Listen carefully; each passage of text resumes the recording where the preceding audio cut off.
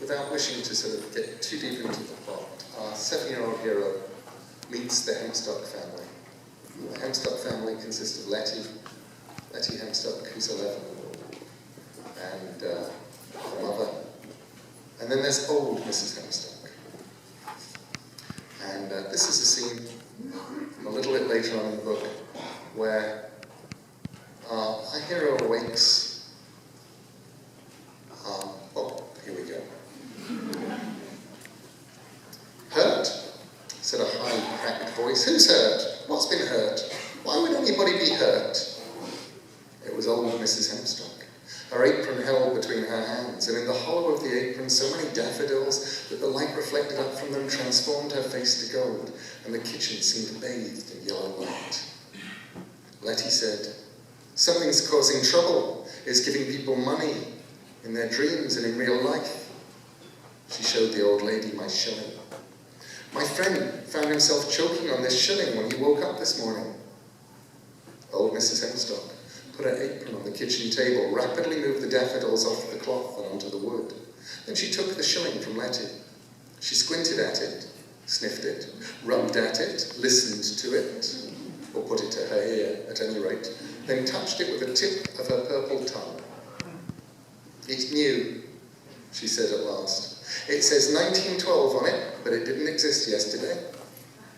Letty said, "I knew there was something funny about it." I looked up at old Mrs. Hemstock. "How do you know?" "Good question, lovey. It's electron decay, mostly."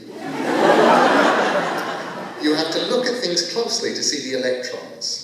They're the little dinky ones that look like tiny smiles. The neutrons are the grey ones that look like frowns.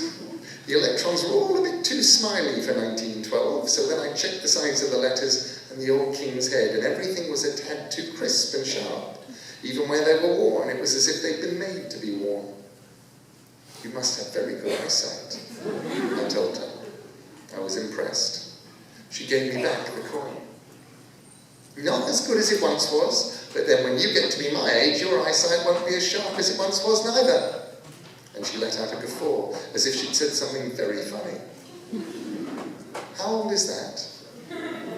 Letty looked at me, and I was worried that I'd said something rude. Sometimes adults didn't like to be asked their ages, and sometimes they did.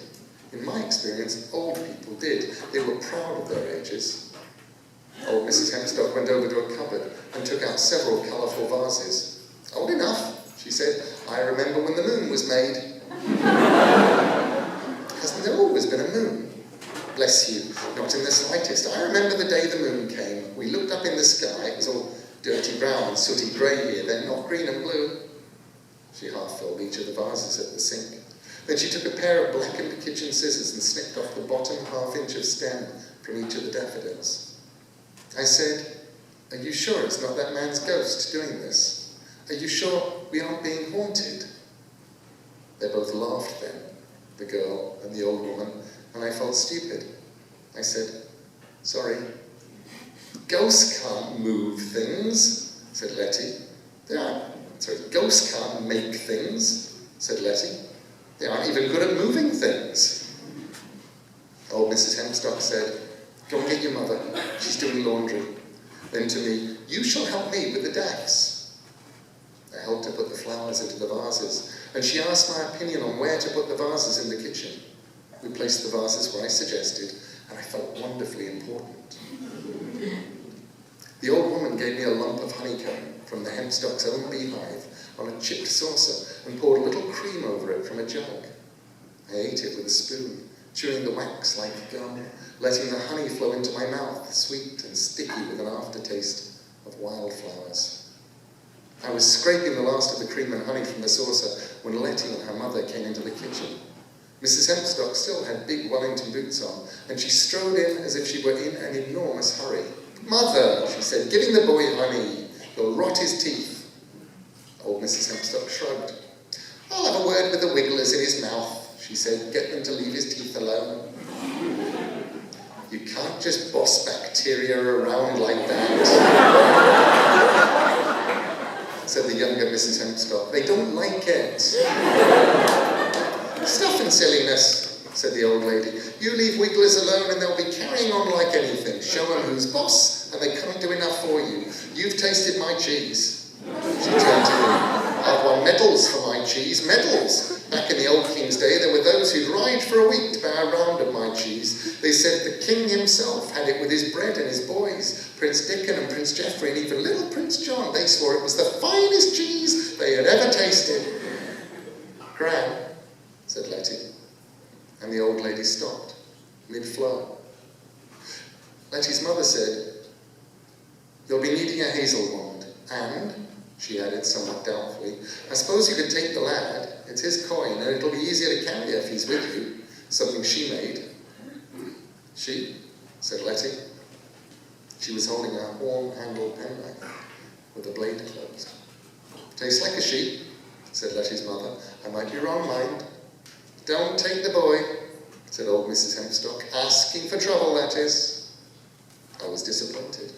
"We'll be fine," said Letty. "I'll take care of him and me. It'll be an adventure, and he'll be company. Please, Gran."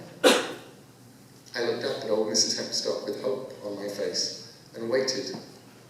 "Don't say I didn't warn you if it all goes wobbly," said old Mrs. Hempstock. "Thank you, Gran. I won't. And I'll be careful." Old Mrs. Hempstock sniffed. "Now, don't do anything stupid. Approach it with care. Bind it. Close its ways. Send it back to sleep." "I know," said Letty. "I know all that. Honestly. We'll be fine." That's what she said.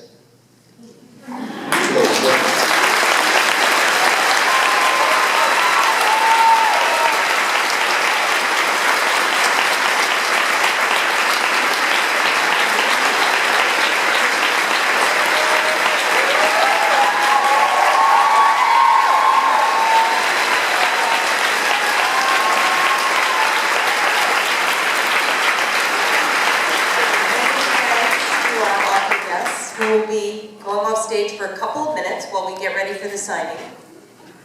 And then they'll be